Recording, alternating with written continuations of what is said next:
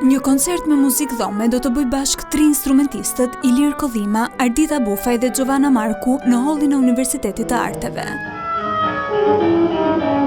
Ky koncert vjen si një mundësi e veçantë për adhuruesit e muzikës klasike për të përjetuar një mbrëmje dedikuar muzikës së kompozitorëve shqiptar, por edhe atyre botrar. Në repertor përfshihen emrat më të mëdhenj të artit muzikor shqiptar si kompozitori Vasil Tole, Hajk Zarjan, Ariana Vrazi, Klodian Qafoku dhe pastaj një vepër e plotë një kompozitori të periudhës romantizmit, Rajnike. Bërja bashkë e 3 instrumenteve si korno, oboe dhe piano në një koncert përveç se vjen për herë të parë, tregon edhe një herë se muzika është universale, por sigurisht për artistët ky kombinim mbetet sfidë. Muzika është e gjitha sfidë në vetvete.